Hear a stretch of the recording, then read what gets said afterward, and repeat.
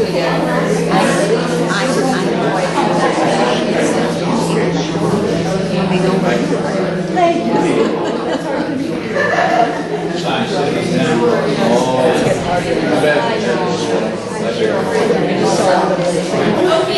we're going to get started with the next leg of this journey.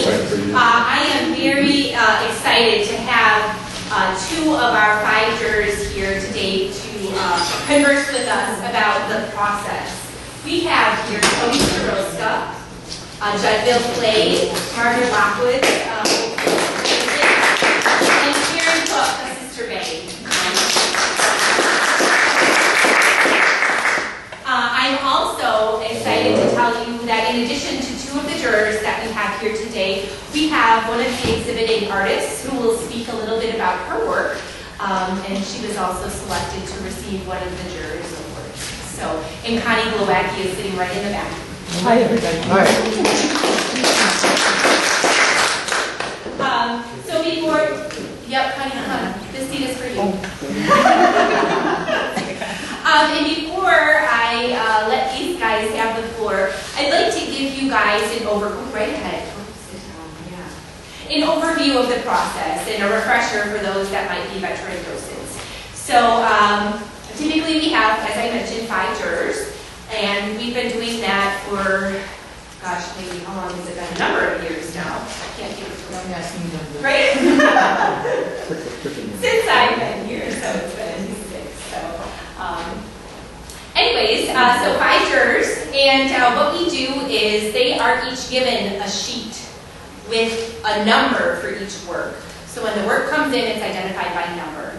So this year we had 132 entries. So their sheets were numbered 1 through 132. There's the column yes and the column no.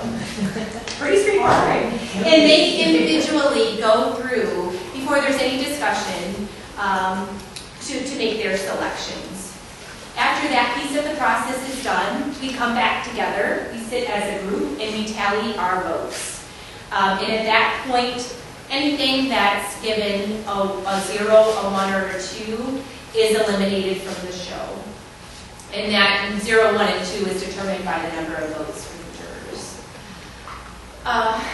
So, at that point, we have a good idea of what the show is looking like. So at that point in time, we open it up for these guys to work together as a group to bring their unique perspectives as jurors to the process. So they begin to look at what's on the wall, you know, and then the fun begins, I say, where they're vying for that piece that they really want, or for whatever reason.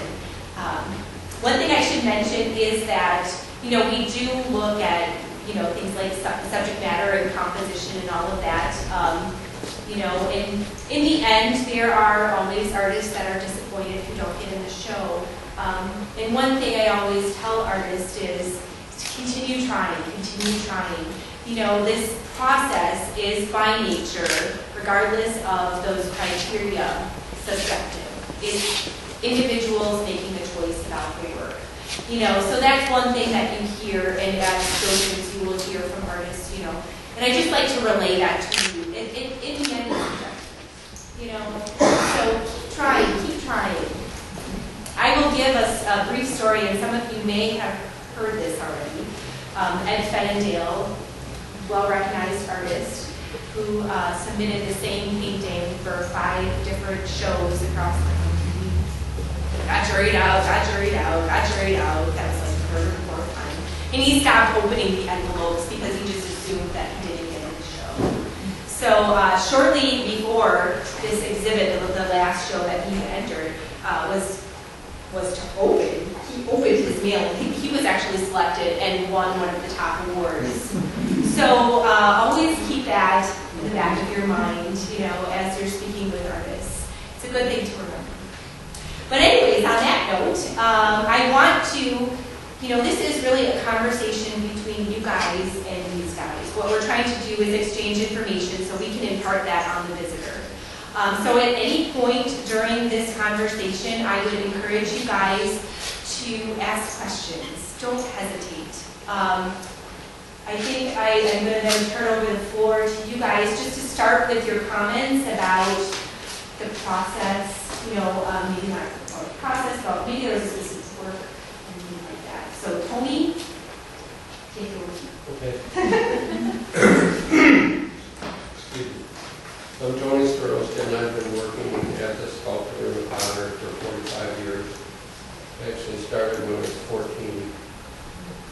Of course, not professionally. And besides that, I've also worked in pastures where I've done a lot of figure drawing, worked in steel, cast metal. Speak up a little bit. Louder? Okay, Yeah, sorry. please. And I just love the process of working with my hands. And over the years, you begin to learn things about yourself and about the process of doing this art thing. For a long time, you're trying to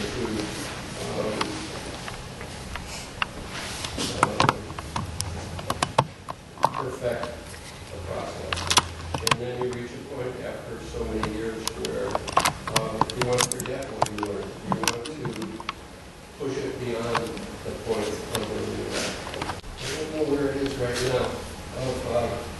It looks like a naive thing. And it's yeah, and it's really well done. That could be done by a professional who works in that spot. So you never know. The only thing that we're interested in is what are we conveying? Are we conveying feelings? Are we our philosophy? Sometimes it's abstract ideas like that. And I think the jurors did a fine job of. We came together pretty well. As far as we were fighting for certain things. I, being the only 3D artist, had to say, wait a minute. But, any questions?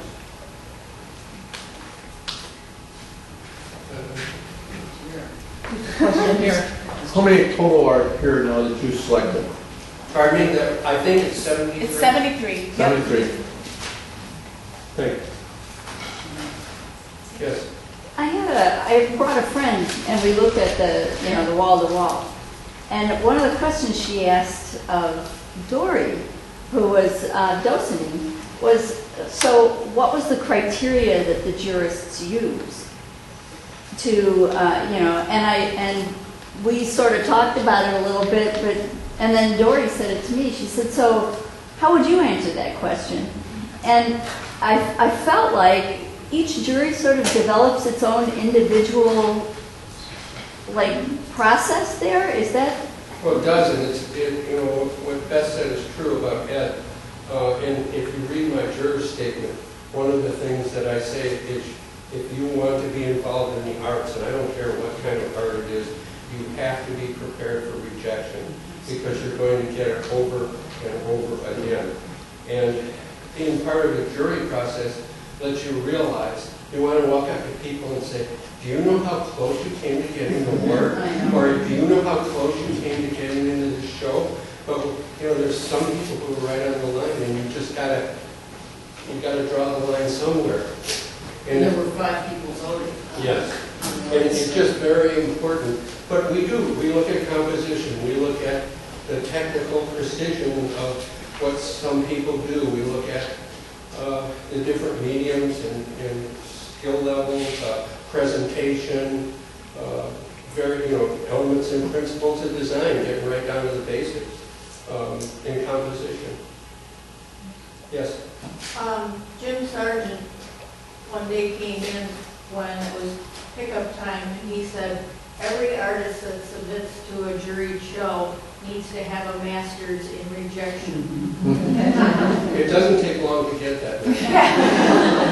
The last thing I wrote on my juror's statement is to remember that Van Gogh never sold a painting in his lifetime.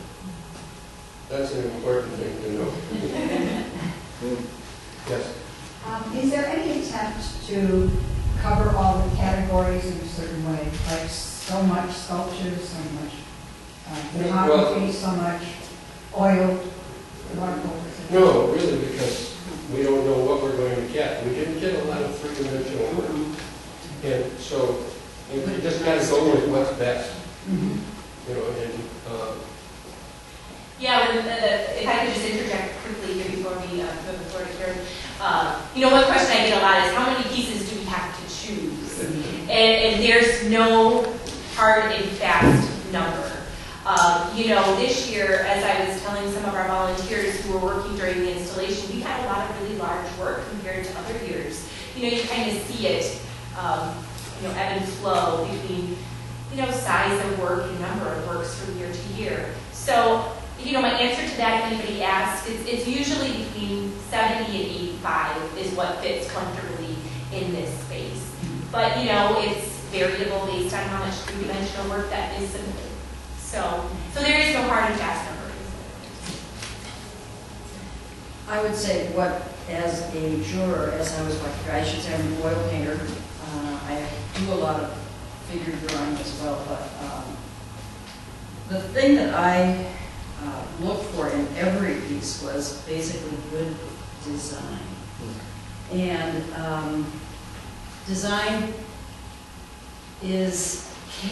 there are some things that are not subjective about design, but a lot of it is, there were a couple pieces, there was one little photograph, which I probably allow to remain anonymous, that I kept going back to and saying, I really like that.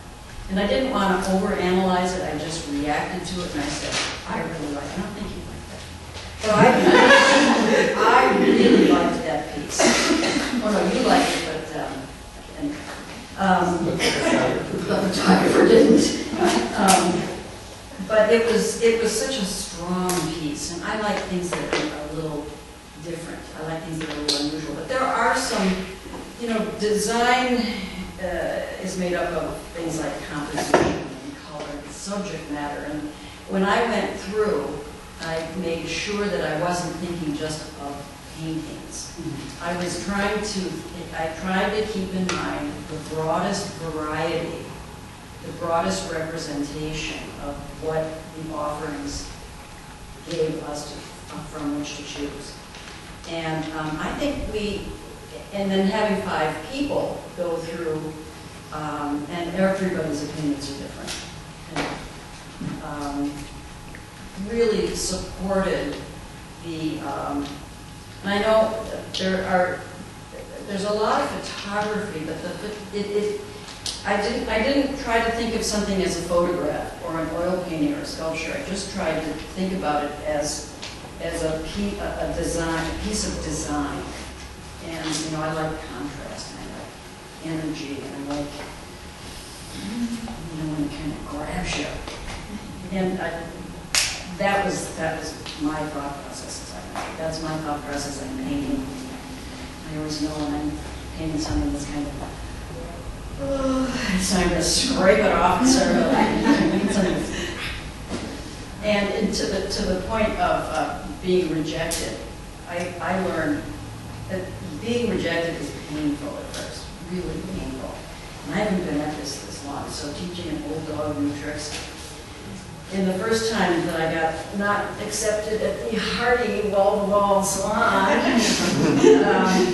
kind of picked up my painting and tried to, you know, just kind of scurry out the door, and I was kind of so hurt. And somebody said, you know, you're going to have to get over that. And I got a little thing in mind. If you're going to be an artist and you're going to show your work, you have to get used. It's like standing on a street corner in downtown Chicago in your underwear and saying to somebody, how do I look? And then having to hear what they say. So, you know, the sooner you get over it, oh, well, you know, that's just your opinion. And going through this jurying process was so valuable because there were a lot of good pieces that had to go home. You know, in my opinion, there were pieces I voted absolute yeses for that are not hanging on the wall. So it's all subjective. Don't worry, you know, try, like Beth said, you try again. And then the second time I didn't get into the Hardy wall.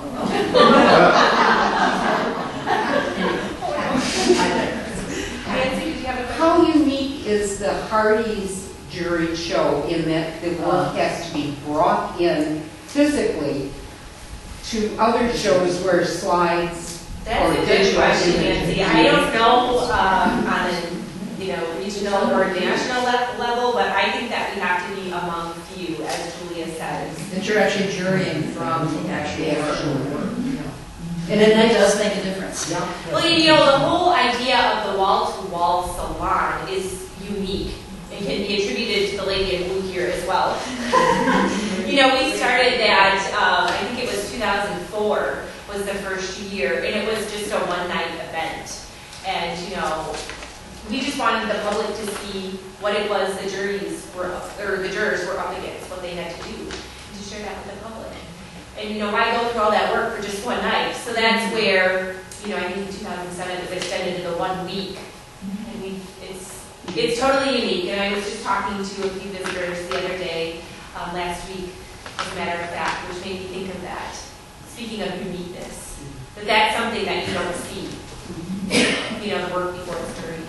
Yeah, we thought about it was that by asking people to do a people's choice, you have to pick something.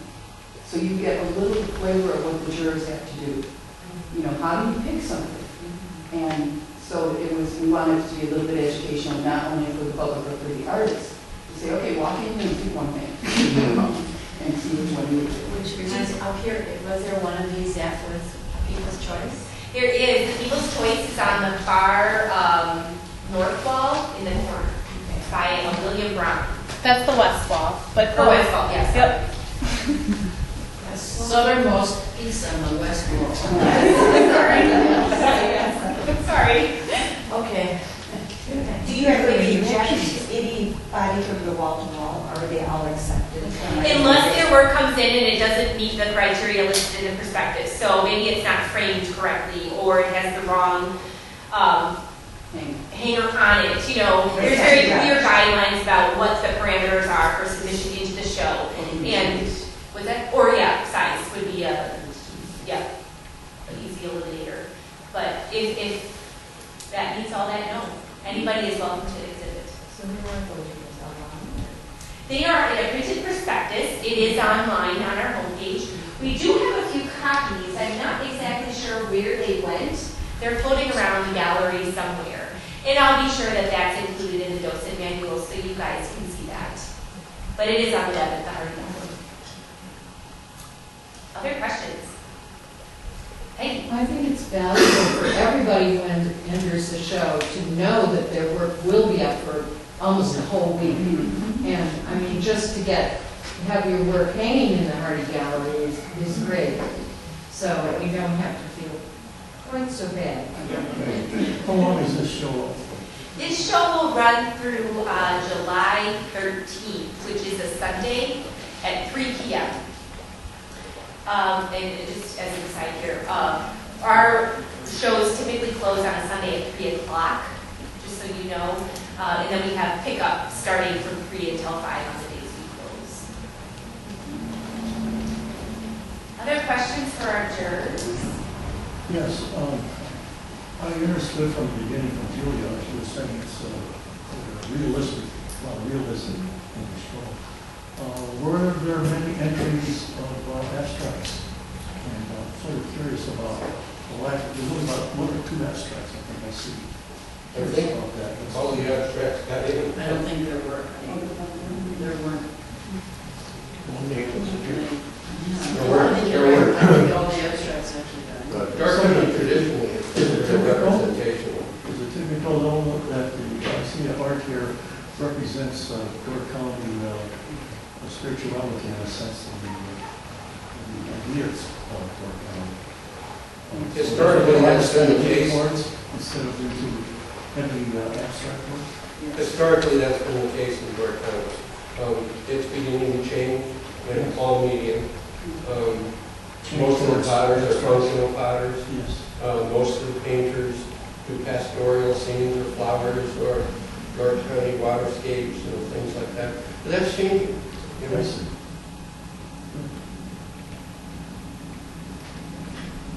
Not all lighthouses and sea walls. And birch trees. And birch. jurors selected, and do you try to select a variety of? We do try to select a variety, yeah, for good reason.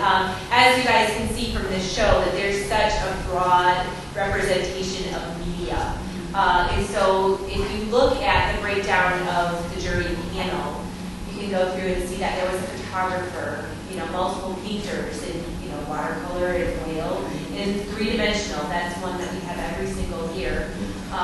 And we try to have two individuals that have a perspective from outside of Door County, but an understanding of. So it's not all, peer-to-peer, artist to artist. And we go through our list every year, and that's what we do. So. Do they ask to be on, or is it something? I've never had anybody ask to be a juror. I just wonder if it's like regular jurors trying to get off of it, or is it? No.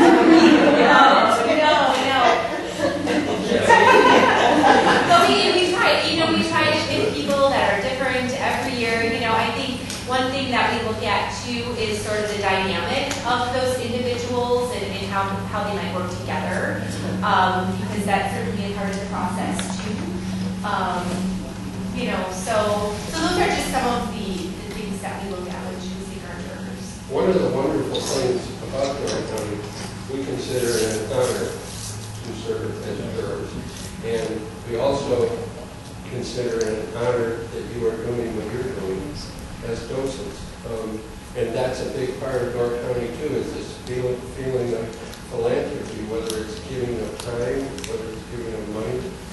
It permeates throughout Door County, and it's an important part of who we are and what we do here. Do you have any other questions for the jurors? Fire away. No. Were there any jewelry pieces this year? I know in the past there have been jewelry pieces. And there was one submission, I believe, of There was one. Jan workers work. Yeah, that was on the necklace. But I believe, Nancy, that was the only one this year. And she did get it. yes. Yeah. The other thing to say is the artist could submit only one 2D piece and one 3D piece. Donna Brown, who did the Across the Bird's Nest, had another piece that was two-dimensional on the painting. So it's interesting. Yeah, we do have one exhibiting artist that does have two works, one that's three-dimensional and one that's two-dimensional. And that artist is Deb Denler. And her piece, one of her pieces here is the fawn, the pedestal, and then the drawing directly on the wall behind that. Which I think that was a contact drawing. Yeah. Right behind the photograph.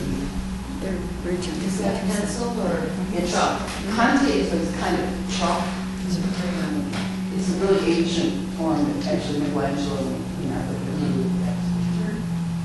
I wasn't here at the installation time, but what was the process of distributing these paintings around? Are they a grouping of some sort, or the individually just come?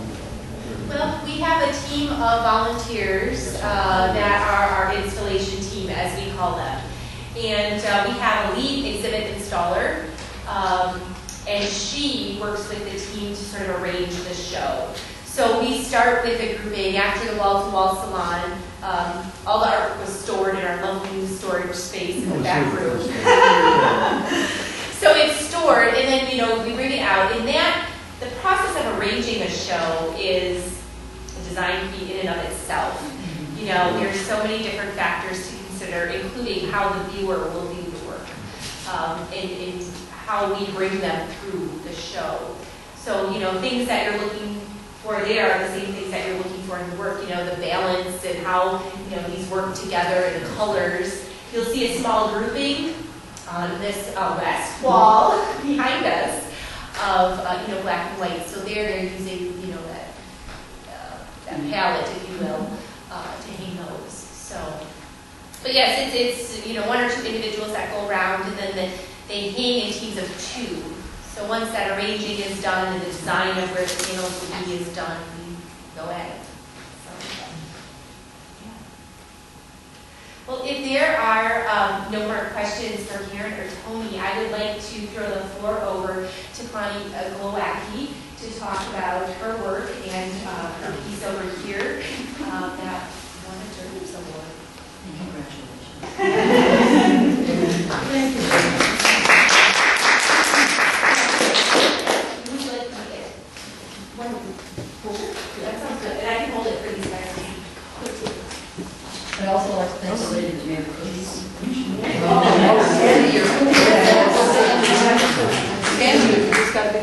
And thank our jurors, thank you for playing well together. It looks like you're very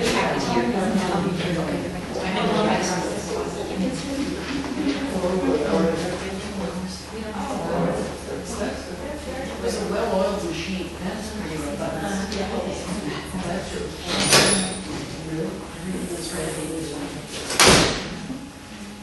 Like, probably isn't the best here, but.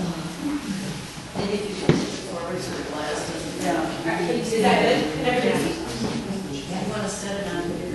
No, I'm gonna hold it. Okay. I don't trust the chair. Okay. I'm known for my reality. Basically, I want to take you to a certain place and have you discover the joy of being there, and light and shadow, which almost every artist tells you, light and shadow. And I'm a member of Door County Art League, and we were out at a plenary at this location, Hickey Fisheries, Hickey Brothers Fisheries, over by the Ridges. And I didn't like that subject because I paint slowly. How do you capture that? You see? Quickly? Some of the people did. Only I painted watercolor. I think maybe where you're painting in oil or acrylic, where you can cover things up, you can go more quickly, you know. I brought two pictures here. This is one, photographs, yes. And this is the other. Somebody tell me why I didn't use this one. Too dark. Good. Too dark. What's the most important thing? See the other The side. bold. Right. So, of course, I use this. And I thought also, I need something that's really good for the Hardy because I want to get in this time.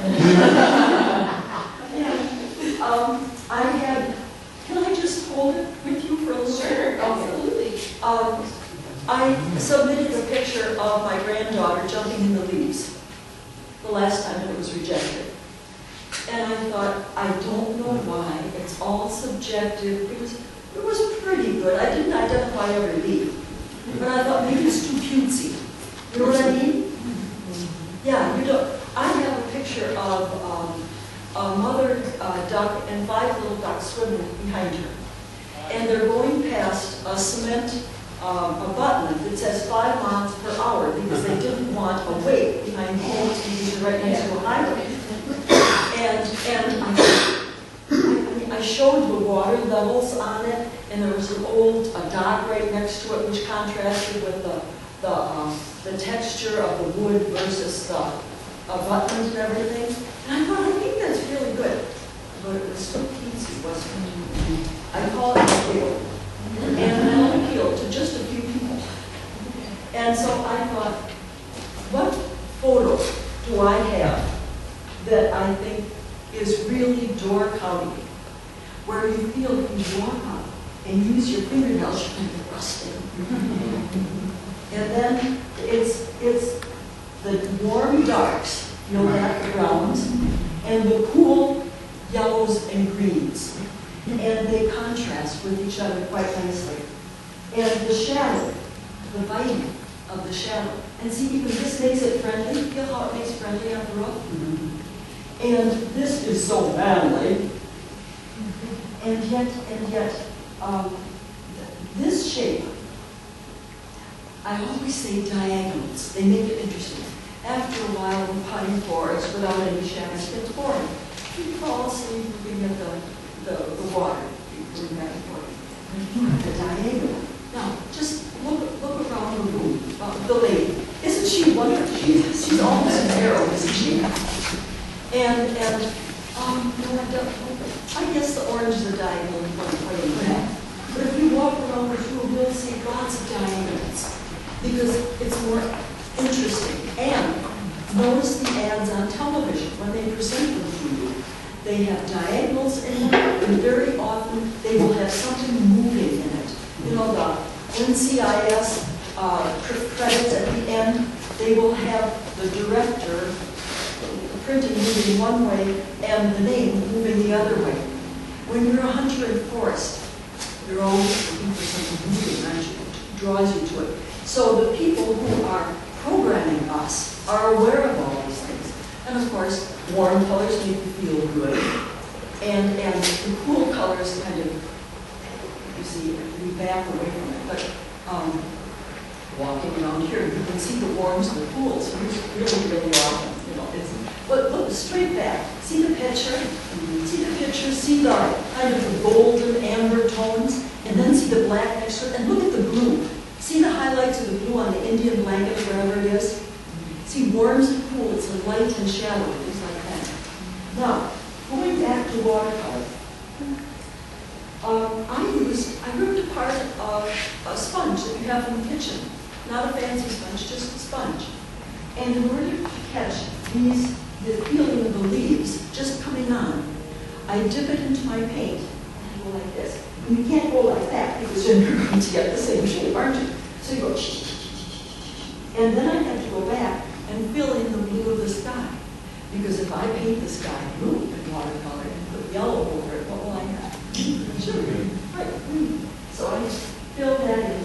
And I paint the leaves first because then I go and look for where the tree is. And then I put the tree in because if I put the tree in first, there's nothing that's going to cover that ground or that, you know, the branches and things. And then angles are always important. And if I don't do this accurately, somebody who knows this and knows why it was put there and how it works, it's like putting a butterfly on the wrong kind of weed. You know, there are people who always know this sort of stuff. I liked, here, see how the bottom is boring because I got too much of the stones in the driveway? And this one, and there's a slight diagonal, isn't there? Now, I masked off where the dandelions are. So I could paint the green over the top and then make them yellow. I masked off, I painted this and then masked it off so I could paint the boat from behind. If I were painting in oil, I could paint the sky, put the leaves over it, put the tree in between afterwards, put that post there. I had to cover him up with an art masking fluid to keep the white in the paper, you see? And there was a shadow. You really have to analyze, where is that light coming from? See, if it's on here, it's probably up here someplace, isn't it? And then it still catches this, and then it catches only this little edge of the metal and the post. So it's really this way. Then on my picture, I think there was another post or something here, but this was extended out as if it could be the shadow from this. But I analyzed it, I didn't like it, because it would have given you a harsh edge coming off the side. So I looked closely, and I think the cast shadow of this would be in here someplace. And then I took a little artistic license putting the window here. It wasn't quite that pretty. And then I said, how am I going to do that wood pile? So I studied the ends of the logs, and then considered the light source and left that as light as I could. And of course, in this area, you're covered by the shadow. So I darkened it. This rock, I had it drawn right next to the edge of the base of the tree. And it looked big. You can change things in watercolor. If you get a Fritsch scrubbing brush, you wet and lift and wet and lift, but it's really good to have 300-pound arches and rough paper so you don't go through it when you're wetting and lifting. You get back to the white paper. If you use a Mr. Clean sponge and have a really bad sky, you can rinse it out and lift it up. So don't let anybody tell you you can't fix watercolor. You can't, you just have to be determined. Oh dear. Shall I stop there? Are you getting that?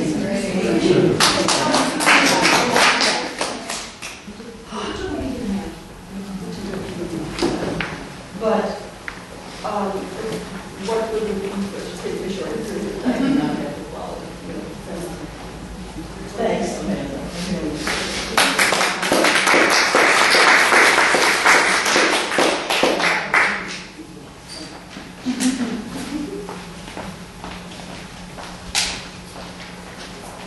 Okay, well, if I could, just as a wrap up, I did also want to recognize, just so you guys know, the three jurors that couldn't be with us here today. Christy Dietz from UW Green Bay, Lucas Frickman from the Prince Studio Gallery up in Sister Bay, and Bridget Austin from Green Bay. So, my hat's off to you guys. I just want to say, and Connie too, congrats on a job well done. We appreciate it and appreciate what you've done here for us today and our volunteers. Yes. Thank you.